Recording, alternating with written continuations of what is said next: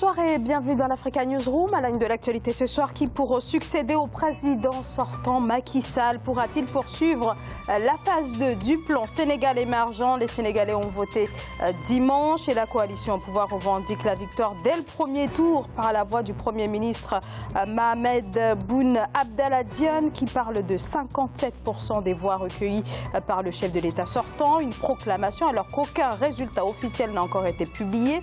L'opposition qui dénonce cette anticipation réclame un second tour. Puis le pari du Fonds international de développement agricole sur les PME rurales. Le FIDA, Organisation des Nations Unies, vient de lancer un fonds qui vise à attirer les investissements privés dans les petites entreprises.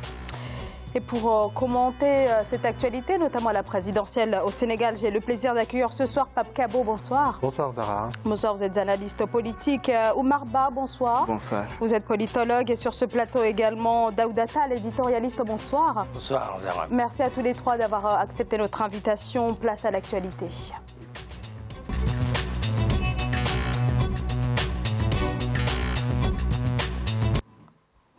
Le premier tour de l'élection présidentielle se tenait donc dimanche 24 février au Sénégal, quelques heures après la fermeture des bureaux de vote, et alors que les résultats de ce premier tour sont encore en cours de compilation. Le camp du président sortant Macky Sall a immédiatement revendiqué la victoire, pronostiquant au moins 57% des suffrages, une annonce fustigée par l'opposition. En effet, une heure avant cette annonce, les deux candidats favoris de l'opposition, Idrissa Seck et Ousmane Sonko, dans une conférence de presse, ont fait front commun en annonçant un inévitable second tour. Reportage de notre correspondant à Dakar, El Hadj Ndiaye.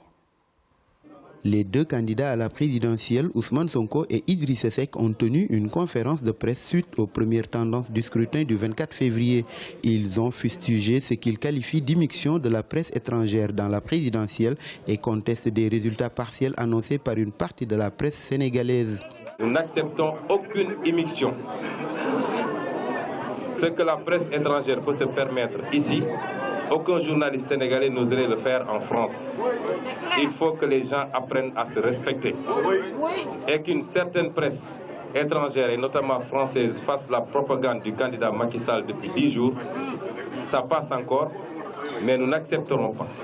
Le Premier ministre Mohamed Boun Abdallah Dionne a annoncé à la télévision nationale que le président sortant Macky Sall est réélu au premier tour avec au moins 57% des voix, ce que contestent les deux candidats de l'opposition qui appellent les autorités religieuses et coutumières à intervenir pour éviter au pays de basculer dans une situation d'incertitude. Je dis bien aucun candidat, moi y compris, ne peut s'autoproclamer vainqueur de cette élection présidentielle.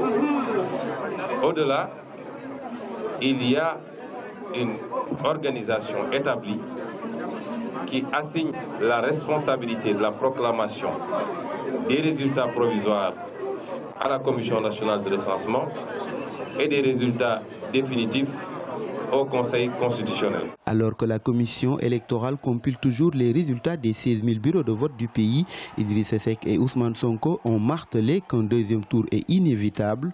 Ils mettent en garde Macky Sall, candidat à sa propre succession, contre toute tentation de se proclamer vainqueur dès le premier tour.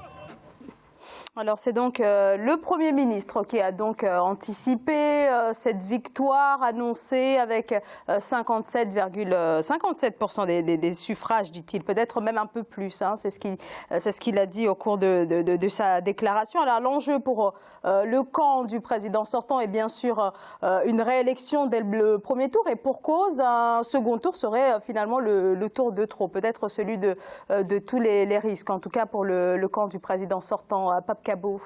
Oui, on peut le croire. Le Premier ministre peut être dans une situation où il craint un second tour. Mais une élection obéit à une réglementation. Il y a un code électoral consensuel qui a été adopté depuis 1992 et qui a très peu évolué sur ces grands principes. Ce à quoi on a assisté hier est une entorse grave à la législation au Sénégal. Dans tout le processus électoral, il est prévu à aucun moment du processus électoral qu'il y ait des résultats publié par un Premier ministre. Vous ne le verrez nulle part. Pas dans notre Constitution, pas dans notre Code électoral, malgré toutes les modifications qu'il y a pu y avoir. C'est une entorse grave et un précédent très grave que M. le Premier ministre a fait hier. Et c'est très imprudent parce que ça va entraîner des situations que l'on ne pourrait pas maîtriser. Il a enfreint plusieurs règles. La première règle, c'est l'interdiction faite de publier des sondages, notamment en période électorale. Il l'a enfreint.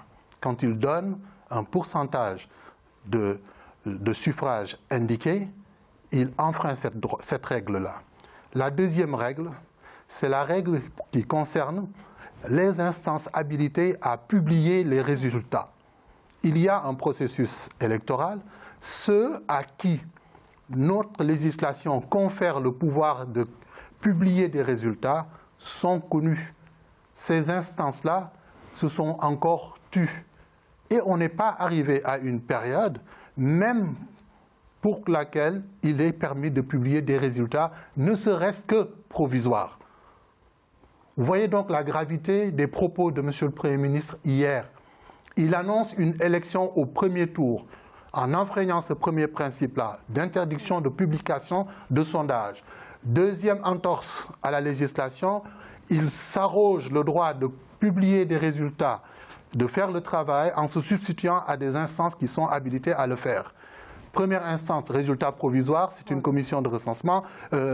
Deuxième instance, habilité et uniquement habilité à publier les résultats, le Conseil constitutionnel. Donc, il se substitue à toutes ces instances-là que tout le monde a acceptées comme les seules compétentes à. Et pour terminer, pour dire que dans tout le processus, encore une fois, à aucun moment, le Code électoral sénégalais autorise le Premier ministre d'intervenir et de publier des résultats. Oumar Ba, alors Pape Kabo dénonce finalement un Premier ministre qui est complètement sorti de son rôle. Bon, je vais d'abord saluer la maturité démocratique du peuple sénégalais, qu'il faut saluer. Saluer aussi la hauteur de vue des différents candidats qui ont mouillé le maillot pour essayer de l'emporter. Et aussi encore féliciter toutes les institutions qui ont participé en dépit de quelques manquements qu'on a soulignés ça et là. Maintenant, je vais un peu me distinguer de lui en précisant d'abord que je ne suis d'aucun parti politique et que là, je réfléchis en tant qu'analyste politiste et juridique et consulter souvent sur la scène internationale sur les questions électorales. Sur ce registre-là, il y a un amalgame qui est en train de s'opérer, que j'ai vu la société civile en train de faire au Sénégal, qui consiste à dire que le Premier ministre doit se taire, qu'il n'a pas le droit de se prononcer. Je m'inscris en faux contre ce premier argument juridique, pour la simple et bonne raison que il ne s'agit pas du Premier ministre, il s'agit du représentant, du candidat à l'élection présidentielle, il s'agit du candidat sortant. Il y a une nuance juridique fondamentale. Ce n'est plus le président Macky Sall qui est là avec son Premier ministre, c'est, je crois bien, un membre de son directoire de campagne, peut-être même son directeur de campagne qui s'exprime escalité et qui précise que ce sont des tendances, c'est-à-dire que ce ne sont pas les résultats compilés définitifs. Mais rien n'empêche, du point de vue constitutionnel et juridique, du point de vue de la Déclaration universelle des droits de l'homme, de la Charte des Nations Unies ou du Pacte international relatif aux droits civils et politiques, à un parti politique librement constitué de s'organiser, de dire voici les tendances que j'ai. Maintenant, il est vrai que... Il n'a pas vraiment dit dans ce sens-là, il s'est véritablement engagé vers le président sortant à remporter l'élection dès le premier tour. Je suis d'accord avec vous. Omar, non, je voudrais juste qu'on fasse un débat civilisé. Ne jouons pas au juridisme, ça ne doit pas avancer. Non, on n'est pas vous savez très bien, non, ça c'est le genre de choses qui ne peut pas marcher, qui est en train de semer le flou. Je suis tout comme vous. Quelqu'un de préoccupé par... S'il vous plaît, vous prendrez la parole et vous vous rattraperez. Alors, Pape Kabo, s'il vous plaît. Pape Kabo.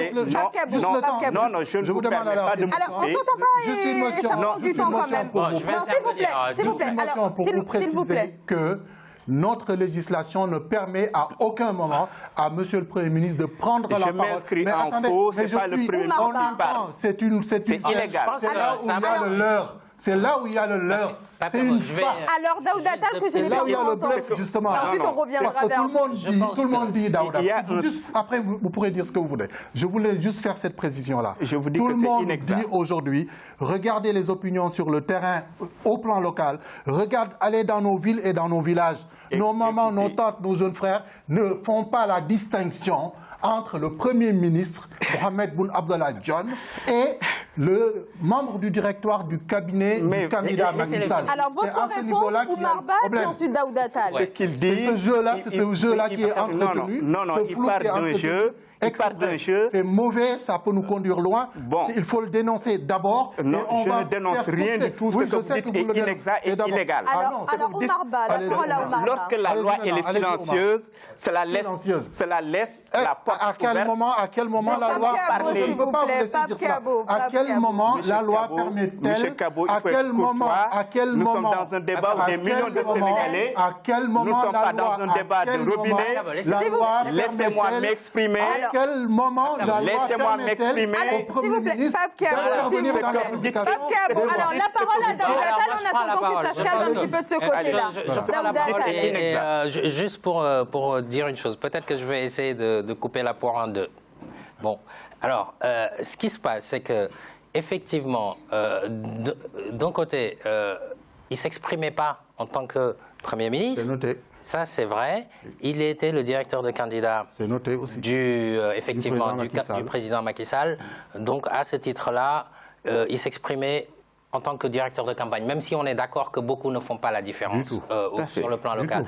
Par contre, là-dessus, sur le fait de ce qu'il a prononcé, il a effectivement déclaré la victoire du président Macky Sall dès le premier tour. Au QG de campagne du candidat, applaudi par l'ensemble des militants. Je pense que là, c'est une faute, par contre. Donc, c'est là que je dis, je coupe la poire en deux. Effectivement, c'est quelqu'un qui pouvait, en tant que citoyen, en tant que directeur de campagne du candidat, comme l'ont fait les médias, il y a une tradition au Sénégal, c'est qu'au soir de l'élection, les médias égrènent les résultats bureau de vote par bureau de vote. Et ça, c'est une spécificité sénégalaise. Et ça fait partie de ce qui fonde, effectivement, la démocratie sénégalaise. Ça fait partie de ce qui fait que le Sénégal est un exemple, parce qu'il est difficile de voler des élections, parce qu'au soir même, on a les tendances diffusées par les médias. Parce que chaque parti politique qui est représenté dans les bureaux de vote fait remonter les résultats, les procès-verbaux, et la presse est là pendant le dépouillement. Moi-même, personnellement, j'ai assisté hier à un dépouillement d'un bureau de vote. Tout le monde était là, c'était libre, et c'est l'occasion aussi de saluer effectivement la maturité du peuple sénégalais. Il y a une campagne qui s'est très bien déroulée. Ensuite, les candidats ont pu sillonner le Sénégal, à part quelques petits couacs, mais pas grand-chose. Ça s'est déroulé de manière paisible. On a vu une campagne libre. Et ensuite, moi, ce que j'ai vu dans cette élection, en termes de... Il y avait tous les représentants des bureaux, des partis politiques dans les bureaux, les assesseurs, etc. Et ça s'est fait de manière pacifique. Ça, vraiment, il faut le saluer. Moi-même, j'ai pu assister à un dépouillement de bout en bout. Et je ne dirais pas le vainqueur dans ce bureau, mais voilà. Et donc, pour dire, effectivement, quelque part, il pouvait... le directeur de campagne, Premier ministre du gouvernement, pouvait effectivement, à titre, parce qu'il est un citoyen, donner des tendances. Et là-dessus, je rejoins Oumar Ba, sauf que je pense qu'il est allé un peu trop loin, et ça, il faut le reconnaître. Oumar Ba, est-ce qu'il n'est pas allé un peu trop loin, le Premier ministre? J'ai une autre analyse. Il faut savoir qu'il faut distinguer le directeur de campagne du candidat Macky Sall des institutions de la République qui sont habilitées à déclarer les résultats provisoires, à savoir la Sénat, puis le Conseil constitutionnel qui, après avoir vidé le contentieux électoral, déclare maintenant les résultats définitifs. Sur ce registre-là, il n'y a pas de problème. Ce que le Premier ministre a dit, il a parlé d'une estimation de résultats, de la grande tendance de résultats, mais pas de l'ensemble des résultats. C'est ce qu'il a dit hier. Et il y a eu une nuance entre les 57% et les 54% qui ont été dit dans la version Wolof, qui est différente de la version française. Mais cette tendance-là, cette différenciation, on peut aussi l'expliquer sur le plan de la science, électorale, d'autant plus qu'il y a généralement une nuance, ce qu'on appelle la variabilité de plus ou moins 3%. Oui. C'est-à-dire que si vous défalquez, même si on part sur un ratio d'une victoire de 54%, vous défalquez encore 3%, vous êtes à 51%, quoi que l'on dise, il se situerait au-dessus de 50%. Donc l'hypothèse qu'il puisse gagner au premier tour n'est pas à évacuer d'un seul coup. Maintenant, le fait qu'on puisse dire que la seule parole du candidat ou du représentant du candidat vaut la Bible ou bien vaut le résultat, ça, je ne dis pas ça. C'est-à-dire que je ne vais pas jusqu'au point de confirmer ou d'infirmer. Mais ce que je suis en train de dire, c'est que le droit juridique, lorsqu'il est muet, cela laisse déconnaître l'opportunité. Il n'est pas muet, il ne faut pas dire ça, Omar. Quand vous dites ça, à quel moment la loi permet-elle au Premier ministre de publier des résultats? Ce n'est pas le Premier ministre qui est qualité. Arrêtez ce qu'on appelle la détachabilité des actes. Mais naturellement, on le sait. Vous et moi, nous le savons. En intellectuel, nous le savons. Mais ma tante qui est au village, les cousins qui sont dans la rue, la presse internationale qui a repris les propos du Premier ministre, qu'est-ce qu'ils disent? Ils disent le Premier ministre du Sénégal. Alors sans vouloir en plus vous contrer Oumar Ba tout à l'heure en parlant donc du Premier, vous avez quand même, qualifié de Premier ministre. Non, parler de directeur de cabinet. Non, je dis que ce n'est pas le Premier ministre esqualité. Omar, c'est entendu. C'est le directeur de campagne qui parlait du président candidat. C'est le président sortant. Et là, il joue ce qu'on appelle la détachabilité. Très bien. Alors combien même ce serait légal? Est-ce que c'est prudent? Non, ça ne l'est pas. Est-ce que ça serait prudent? C'est prudent de proclamer le président sortant à peine... Là, on tombe dans le jeu.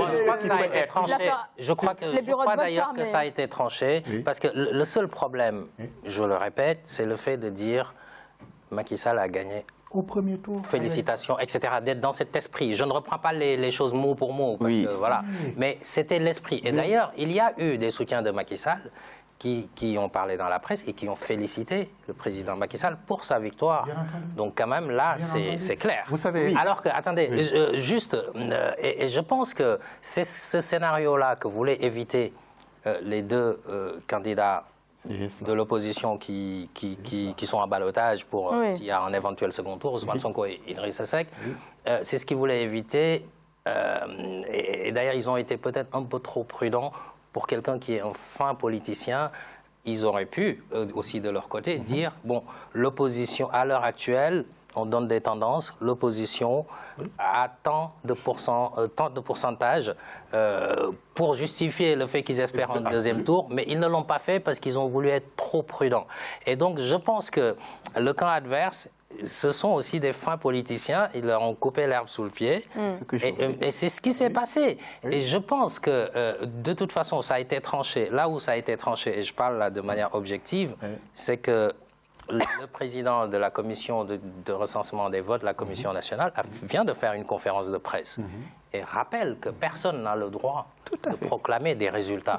Donc ça, c'est la commission nationale de recensement des votes. Je termine là-dessus. Il y a 16 000 bureaux de vote au Sénégal, 45 départements. Dans chaque département, 14 régions, il y a des commissions nationales départementales de recensement des votes qui vont remonter le tout vers la commission nationale de recensement sous la supervision de la Sénat, des magistrats, et ensuite la Sénat va proclamer les résultats provisoires d'ici vendredi, avant que le Conseil constitutionnel décide. Donc voilà, il faut être prudent là-dessus. Pape Kabo, je sais que vous voulez intervenir. Oumar Ba, vous voulez intervenir également. On va marquer une très courte pause puisqu'on arrive au terme de cette première partie. Mais bien sûr, on continue de parler de cette élection présidentielle au Sénégal qui s'est donc tenue ce 24 février. On en parle juste après cette courte pause. À tout de suite.